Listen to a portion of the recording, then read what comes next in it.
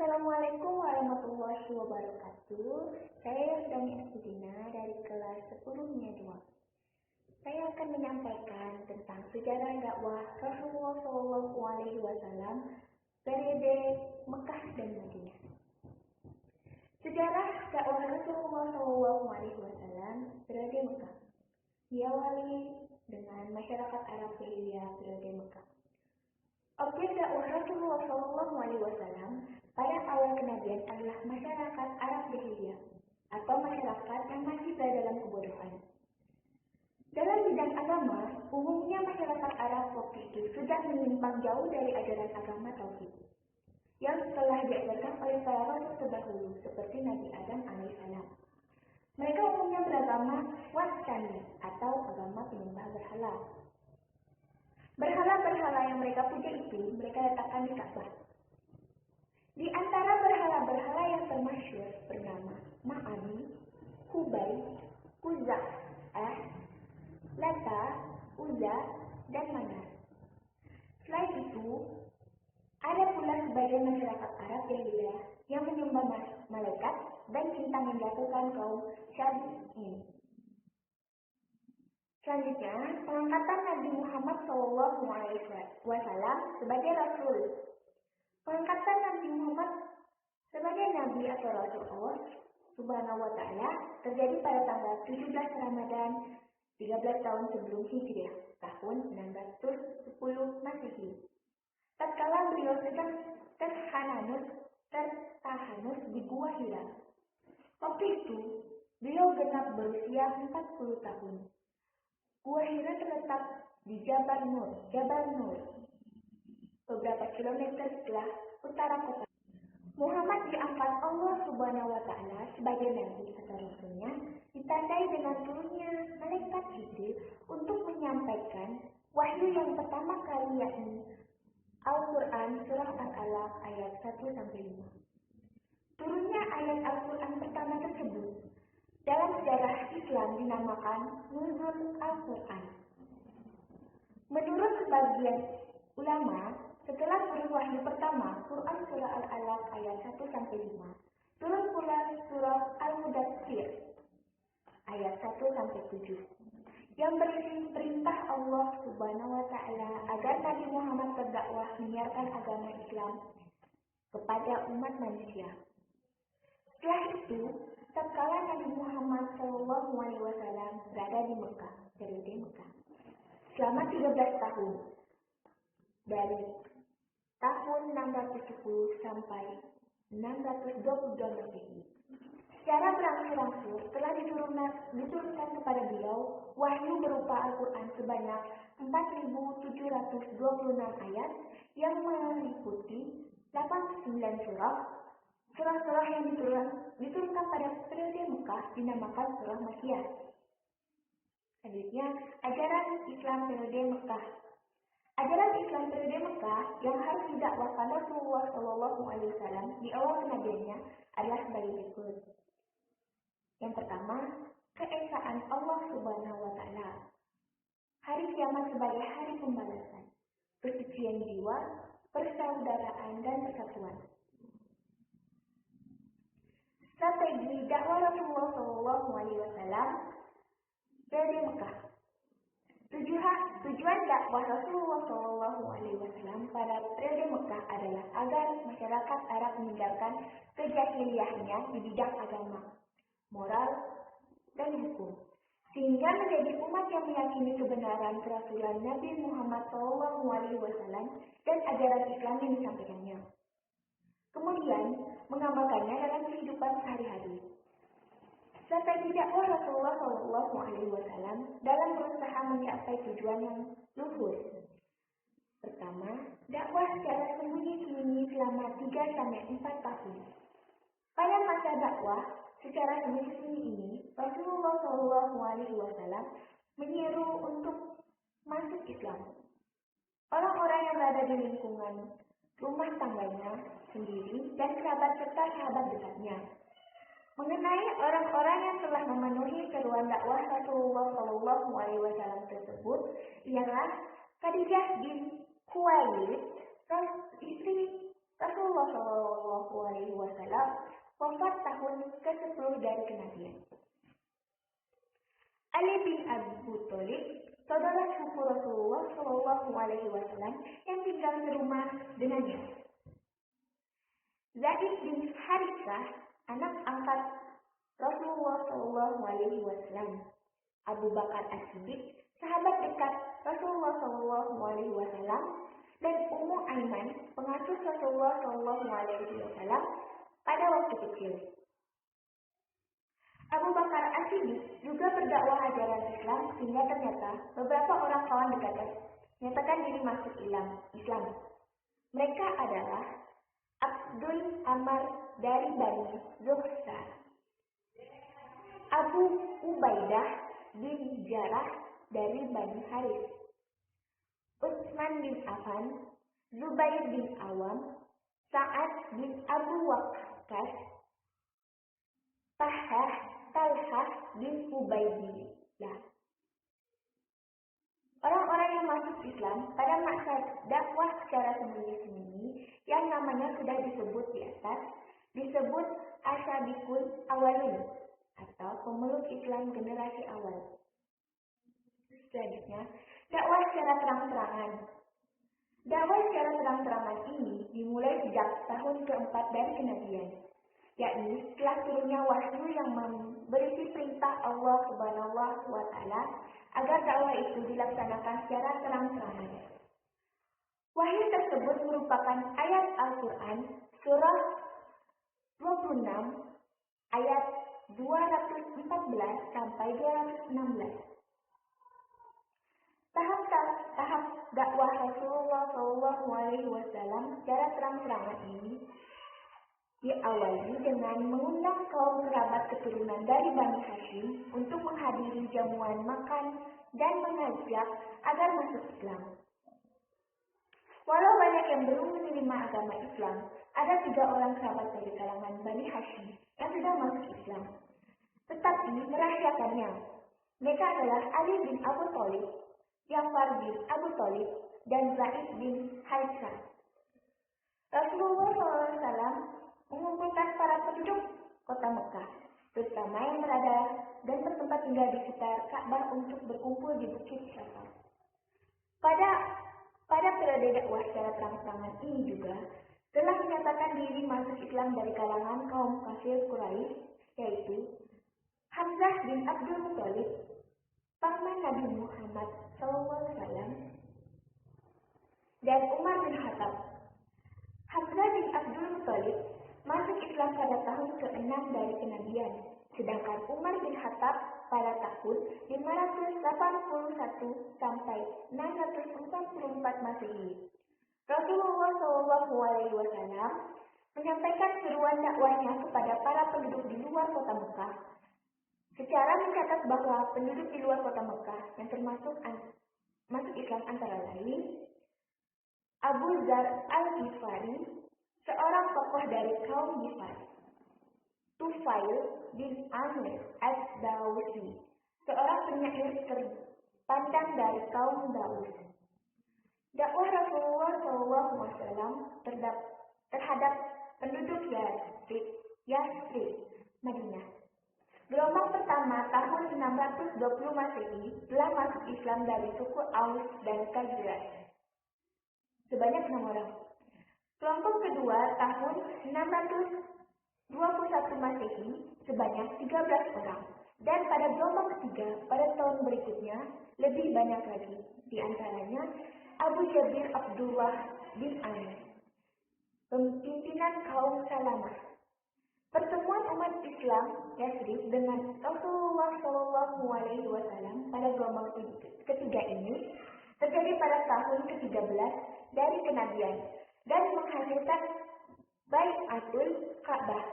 Isi Bai'atul Ka'bah tersebut merupakan pernyataan umat Islam Yasrib bahwa mereka akan melindungi dan membela Rasulullah Shallallahu Alaihi Wasallam.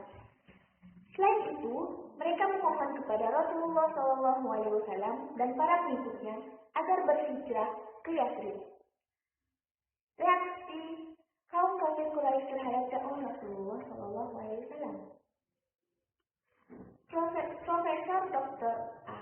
Asalabi dalam bukunya Sejarah Kebudayaan Islam telah menjelaskan sebab-sebab kaum Quraisy menentang dakwah Rasulullah Shallallahu Alaihi Wasallam, yakni kaum kafir Quraisy, terutama para bangsawannya, sangat keberatan dengan ajaran persamaan hak dan kedudukan antara semua orang. Mereka mempertahankan tradisi hidup berkasta-kasta dalam masyarakat. Mereka juga ingin mempertahankan perbudakan, sedangkan ajaran Rasulullah Shallallahu Alaihi Wasallam melarangnya. Kaum kafir Quraisy menolak dengan keras ajaran Islam yang adanya kehidupan sesudah mati, yakni hidup di alam kubur dan alam akhirat. Karena mereka merasa ngeri dengan siksa kubur dan azab neraka. Kaum kafir Quraisy menolak ajaran Islam karena mereka merasa berat meninggalkan agama dan tradisi hidup bermasyarakat warisan leluhur mereka. Dan kaum kafir Quraisy menentang keras dan berusaha menghentikan dakwah Rasulullah Shallallahu Alaihi Wasallam karena Islam melarang menyembah berhala. Usaha-usaha kaum kafir Quraisy untuk menolak dan menghentikan dakwah Rasulullah Shallallahu Alaihi Wasallam bermacam-macam.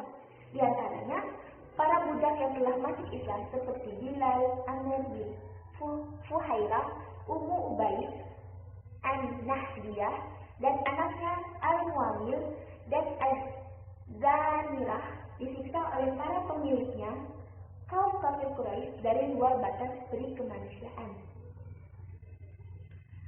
Kaum kafir Quraisy mengusulkan kepada Nabi Muhammad SAW agar permusuhan di antara mereka dihentikan. Caranya, suatu saat kaum kafir Quraisy menganut Islam dan melaksanakan ajarannya. Di saat lain, umat Islam menganut agama kaum kafir Quraisy dan melakukan penyembahan terhadap berhala. Dalam menghadapi tantangan dari kaum kafir Quraisy, salah satu Nabi Muhammad SAW menyuruh 16 orang sahabatnya, termasuk dalamnya Utsman bin Affan, dan 4 orang wanita untuk berhijrah ke Habasyah atau Ethiopia, karena Raja Negus di negeri itu memberikan jaminan keamanan. Peristiwa hijrah yang pertama ke Habasyah terjadi pada tahun 615 Masehi. Suatu saat, ke-16 orang tersebut kembali ke Mekah. Mereka menduga keadaan di Mekah sudah normal dengan masuk Islamnya salah satu kaum kafir Quraisy, yakni Umar bin Khattab. Namun dugaan mereka meleset, karena ternyata Abu Jalal lebih kejam lagi. Akhirnya Rasulullah SAW menyuruh sahabatnya kembali ke Habasyah yang kedua kalinya. Saat itu dipimpin oleh Ja'far bin Abu Thalib pada tahun ke-10 dari kenabian atau tahun 619 Masehi. Abu Thalib, paman Rasulullah SAW, dan pelindungnya wafat. 4 hari setelah itu, istri Nabi Muhammad SAW juga telah wafat. Dalam sejarah Islam, tahun wafatnya Abu Thalib dan Khadijah disebut Amul Huzni atau tahun duka cita. Selanjutnya, sejarah dakwah Rasulullah SAW periode Madinah. Arti sejarah dan tujuan Rasulullah SAW dan umat Islam berhijrah. Setidaknya ada 2 macam arti hijrah yang harus diketahui oleh umat Islam. Pertama, hijrah berarti meninggalkan semua perbuatan yang dilarang dan dimurkai Allah Subhanahu wa Ta'ala untuk melakukan perbuatan-perbuatan yang baik yang disuruh Allah Subhanahu wa Ta'ala dan diridhoinya. Arti kedua hijrah ialah berpindah dari suatu negeri kafir atau non-Islam, karena di negeri itu umat Islam selalu mendapatkan tekanan, ancaman, dan kekerasan, sehingga tidak memiliki kebebasan dalam berdakwah dan beribadah. Kemudian umat Islam di negeri kafir itu berpindah ke negeri Islam agar memperoleh keamanan, berdakwah, dan beribadah. Arti kedua dari hijrah ini pernah dipraktikkan oleh Rasulullah SAW dan umat Islam, yakni berhijrah dari Mekah ke Yastrib pada tanggal 12 Rabiul Awal tahun pertama Hijriah, bertepatan dengan tanggal 28 Juni 622 Masehi. Tujuan hijrahnya Rasulullah SAW dan umat Islam dari Mekah ke Yastrib adalah menyelamatkan diri dan umat Islam dari tekanan, ancaman dan kekerasan pada kaum kafir Quraisy. Bahkan pada waktu Rasulullah SAW meninggalkan rumahnya di Mekah untuk berhijrah ke Yastrib, rumah beliau sudah dikepung oleh kaum Quraisy dengan maksud untuk membunuhnya. Agar memperoleh keamanan dan kebebasan dalam berdakwah serta beribadah, sehingga dapat meningkatkan usaha-usahanya dalam berhijrah di jalan Allah Subhanahu wa Ta'ala untuk menegakkan dan meningkatkan agamanya. Dakwah Rasulullah SAW periode Madinah. Dakwah Rasulullah SAW periode Madinah berlangsung selama 10 tahun, yakni dari semenjak tanggal 12 Rabiul Awal tahun pertama Hijriah sampai dengan wafatnya Rasulullah SAW tanggal 13 Rabiul Awal tahun ke-11 Hijriah. Materi dakwah yang disampaikan Rasulullah SAW pada periode Madinah, selain ajaran Islam yang terkandung dalam 89 surah Makkiyah dan hadis periode Mekah, juga ajaran Islam yang terkandung dalam 25 surah Madaniyah dan hadis periode Madinah. Adapun ajaran Islam periode Madinah, umumnya ajaran Islam tentang masalah sosial kemasyarakatan. Mengenai objek dakwah Rasulullah SAW pada periode Madinah adalah orang-orang yang sudah masuk Islam dari kalangan kaum Muhajirin dan Ansar. Juga orang-orang yang belum masuk Islam seperti kaum Yahudi, penduduk Madinah, para penduduk di luar kota Madinah yang termasuk bangsa Arab dan tidak termasuk bangsa Arab. Dakwah Rasulullah SAW yang ditujukan kepada orang-orang yang sudah masuk Islam bertujuan agar mereka mengetahui seluruh ajaran agama Islam, baik yang diturunkan di Mekah maupun yang diturunkan di Madinah. Kemudian mengamalkannya dalam kehidupan sehari-hari sehingga mereka betul-betul menjadi umat yang bertakwa. Selain itu, Rasulullah SAW dibantu oleh para sahabatnya melakukan usaha-usaha nyata agar terwujud persaudaraan sesama umat Islam dan terbentuknya masyarakat Madani di Madinah.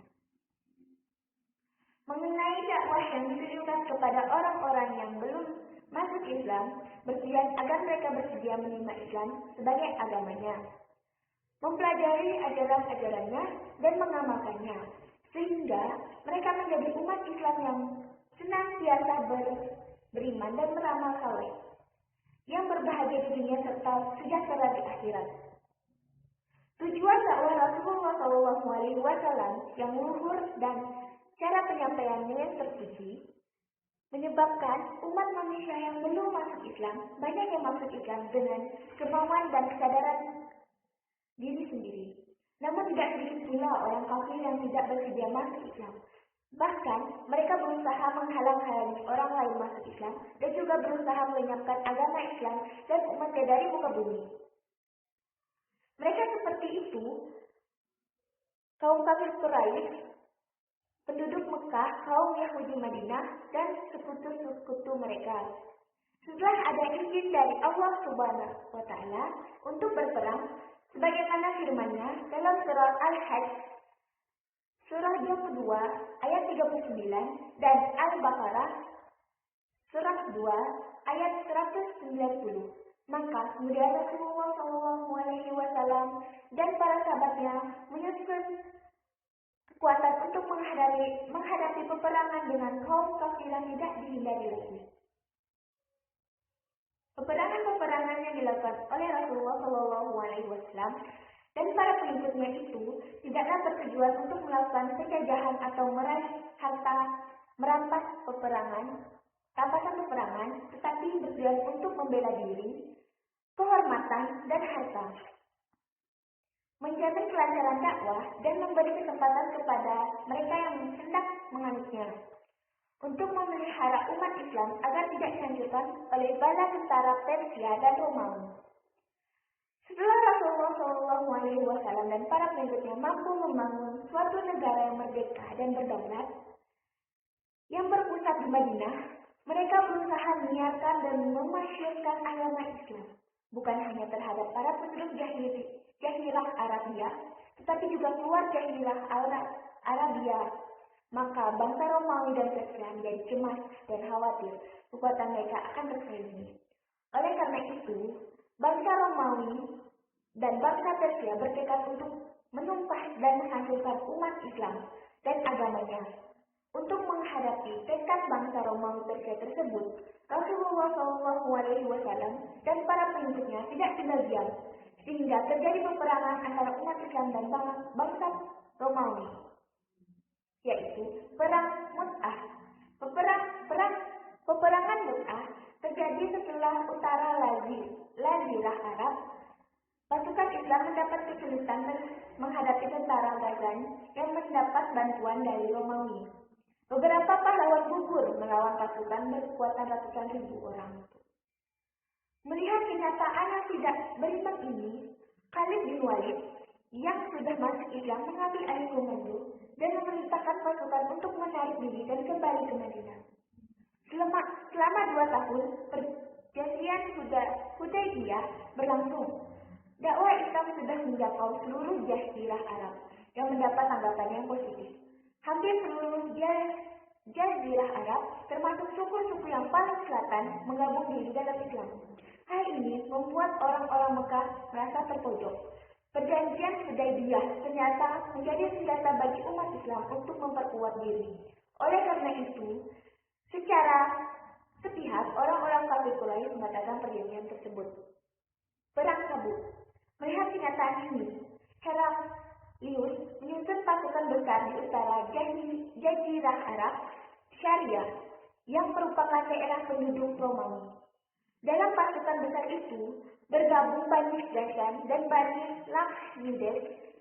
Untuk menghadapi pasukan Heraklius ini, banyak pahlawan Islam yang menyediakan diri siap berperang bersama Nabi sehingga terhimpun pasukan Islam yang besar pula. Melihat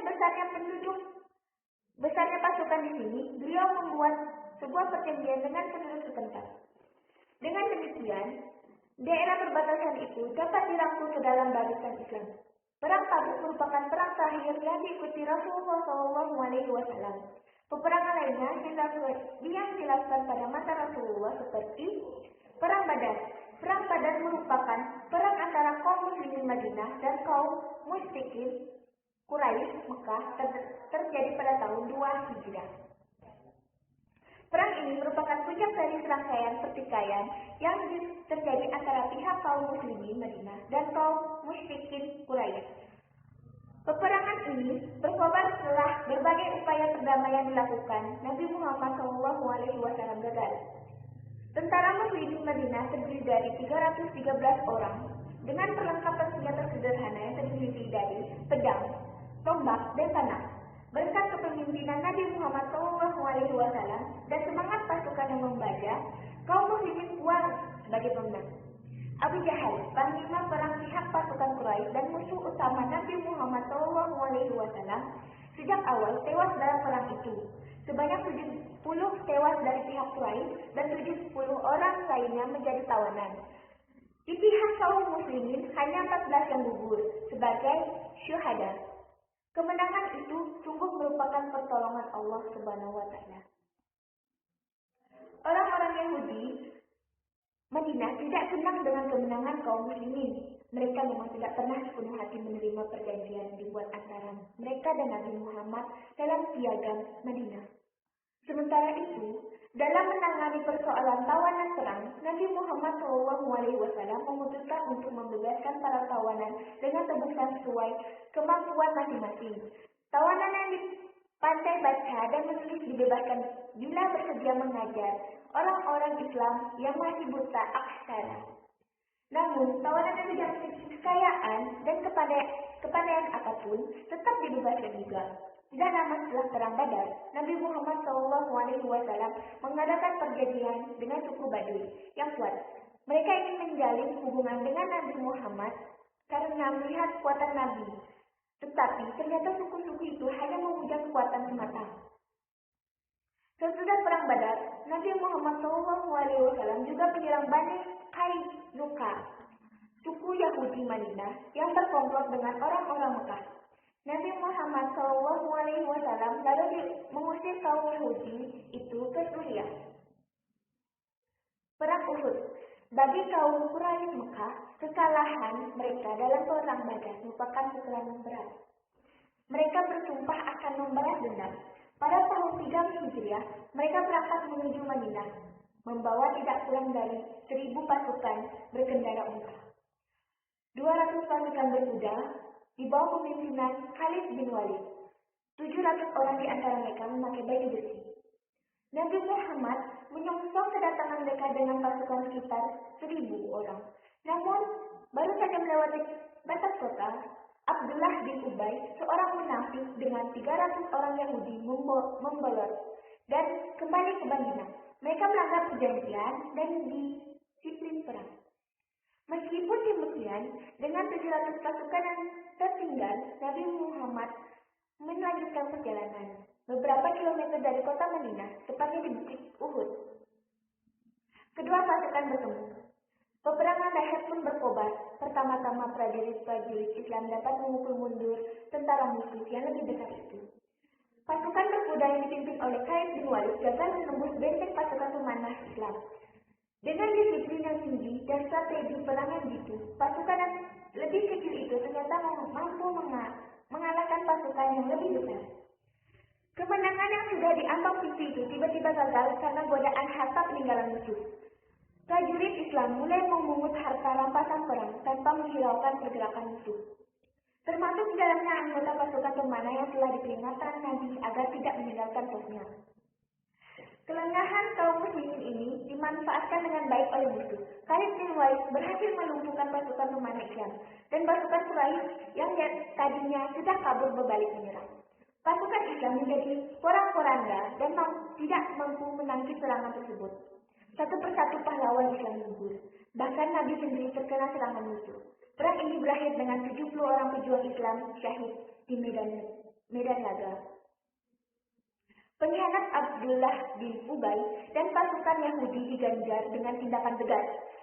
Bani Nadir, satu dari 2 suku Yahudi di Madinah yang berkomplot dengan Abdul bin Umay, diusir dari luar kota.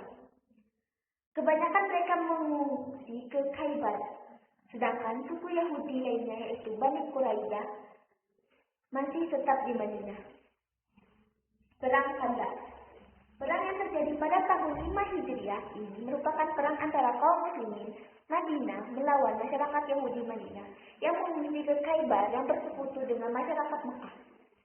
Karena itu, perang ini juga disebut Perang Ahzab, sekutu beberapa suku.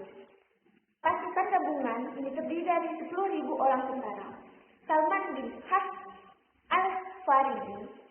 Al-Farisi, sahabat Rasulullah SAW, mengusulkan agar kaum muslimin membuat parit pertahanan di bagian-bagian kota yang terbuka. Karena itulah perang tersebut sebagai Perang Khandaq yang berarti parit. Tentara sekutu yang tertahan oleh parit tersebut mengepung Madinah dengan mendirikan perkemahan di luar parit sehingga sebulan lamanya. Pengepungan ini cukup membuat masyarakat Madinah menderita karena hubungan mereka dengan dunia luar menjadi terputus. Suasana krisis itu diperparah oleh pengkhianatan orang-orang Yahudi Madinah, yaitu Bani Quraidah di bawah pemimpinan Ka'ab bin Asad. Namun akhirnya pertolongan Allah Subhanahu wa Ta'ala menyelamatkan kaum muslimin. Setelah sebulan mengadakan pengepungan, persediaan makanan pihak sekutu berkurang. Sementara itu, pada malam hari, angin dan badai turun dengan amat kencang, menghantam dan menerbangkan kemah-kemah dan seluruh perlengkapan tentara sekutu. Sehingga mereka terpaksa menghentikan pengepungan dan kembali ke negeri masing-masing tanpa suatu hasil. Para pengkhianat Yahudi dari Bani Quraidah dijatuhkan hukuman mati. Hal ini dinyatakan dalam Al-Quran Surah Al-Ahzab ayat 25 sampai 26. Perjanjian Hudaybiyah pada tahun 6 Hijriah, ketika ibadah haji sudah disyariatkan, hasrat kaum muslimin untuk mengunjungi Ka'bah sangat bergelora. Nabi Muhammad SAW memimpin langsung sekitar 1.400 orang kaum muslimin berangkat umrah pada bulan suci Ramadan, bulan yang dilarang adanya perang. Untuk itu, mereka mengenakan pakaian ihram dan membawa senjata ala kadarnya untuk menjaga diri, bukan untuk berperang. Sebelum tiba di Mekah, mereka berkemah di Hudaybiyah yang terletak beberapa kilometer dari Mekah. Orang-orang kafir Quraisy melarang kaum muslimin masuk ke Mekah dengan menempatkan sejumlah besar tentara untuk berjaga-jaga. Akhirnya, diadakanlah perjanjian Hudaybiyah antara Madinah dan Mekah yang isinya selama 10 tahun diberlakukan gencatan senjata antara kaum Quraisy, penduduk Mekah, dan umat Islam penduduk Madinah. Orang Islam dari kaum Quraisy yang datang kepada umat Islam tanpa seizin walinya hendaklah ditolak oleh umat Islam. Kaum Quraisy tidak akan menolak orang-orang Islam yang kembali dan tergabung dengan mereka. Tiap kabilah yang ingin masuk dengan persekutuan dengan kaum Quraisy atau dengan kaum muslimin diperbolehkan dan tidak akan mendapatkan rintangan. Kaum muslimin tidak jadi mengerjakan umrah saat itu. Mereka harus kembali ke Madinah dan boleh mengerjakan umrah di tahun berikutnya dengan syarat kaum muslimin memasuki kota Mekah setelah penduduknya untuk sementara keluar dari kota Mekah. Kaum muslimin memasuki kota Mekah tidak boleh membawa senjata.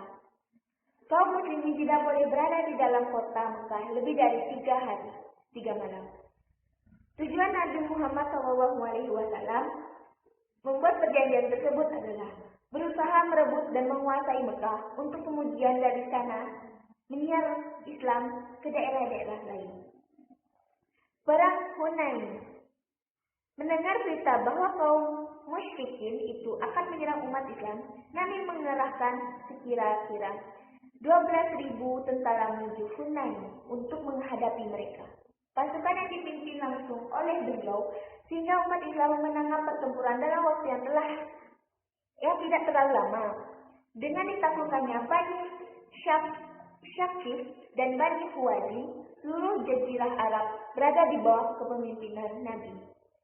Rasulullah dan umat Islam memperoleh kemenangan yang gemilang-gemilang. Artinya, apabila telah datang pertolongan Allah dan kemenangan, dan kamu lihat manusia masuk agama Allah dengan berbondong-bondong, maka bertasbihlah dengan memuja Tuhan dan memohonlah ampun kepadanya. Sungguh Dia adalah Maha Penerima Taubat. Quran Surah An-Nazl ayat surah 110 ayat 1-3. Strategi dakwah Rasulullah SAW periode Madinah. Pokok-pokok pikiran yang menjadikan strategi dakwah Rasulullah SAW periode Madinah. Berdakwah mulai dari diri sendiri, bermaksud sebelum mengajak orang lain meyakini agama Islam dan mengamalkan ajarannya, maka terlebih dahulu orang yang berdakwah itu harus meyakini kebenaran Islam dan mengamalkan ajarannya. Cara metode melaksanakan dakwah sesuai dengan petunjuk Allah Subhanahu wa Ta'ala dalam surah An-Nahl surah 16 ayat 12. Berdakwah itu hukumnya wajib bagi Rasulullah SAW dan umatnya sesuai dengan petunjuk Allah Subhanahu wa Ta'ala dalam surah Ali Imran surah ketiga ayat 10.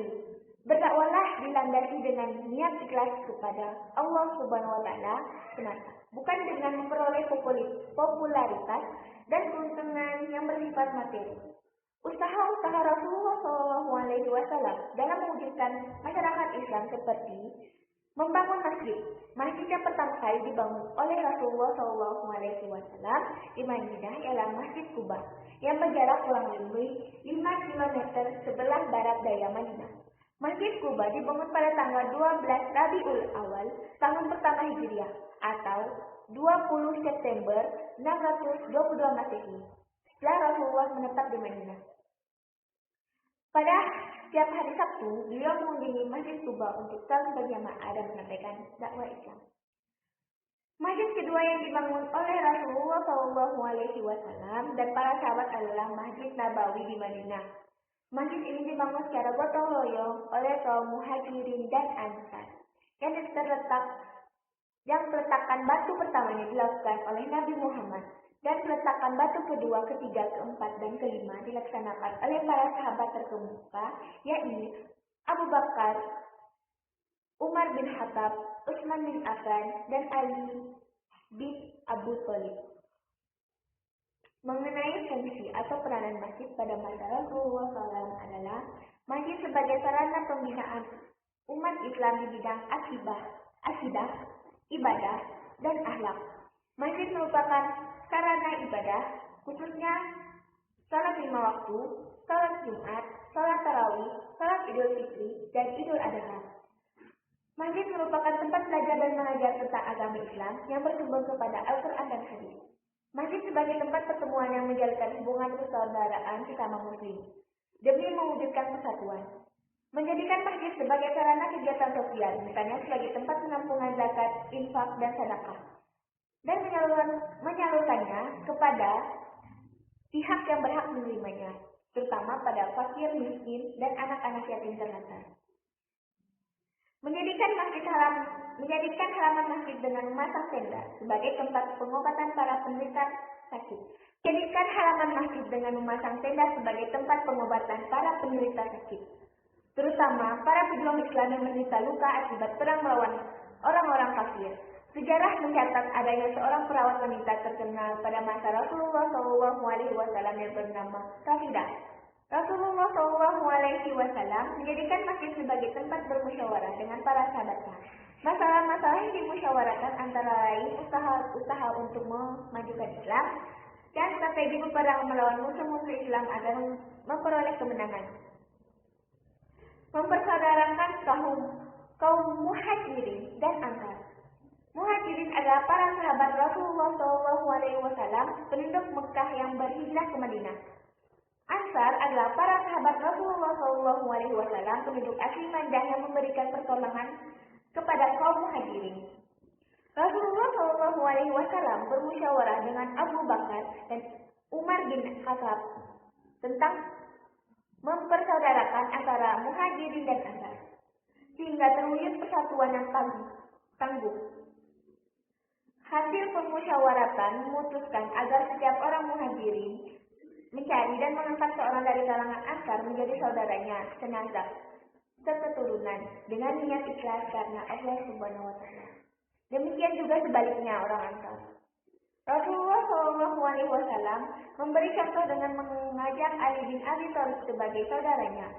Apa yang dicontohkan Rasulullah dicontohkan oleh seluruh sahabat.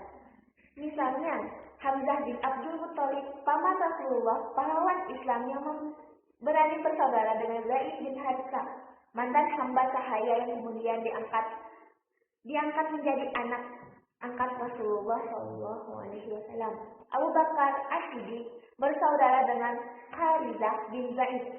Umar bin Khattab bersaudara dengan Itban bin Malik al-Khazraji. Abdurrahman bin Auf bersaudara dengan Sa'ad bin Rabi. Demikianlah seterusnya setiap Muhajirin dan orang-orang Ansar, termasuk Muhajirin setelah hijrahnya Rasulullah SAW, dipersaudarakan secara sepasang-sepasang layaknya seperti saudara senasab. Perjanjian bantu-membantu antara umat Islam dan umat non-Islam. Pada waktu Rasulullah SAW menetap di Madinah, penduduk terdiri dari 3 golongan, yaitu umat Islam, Bani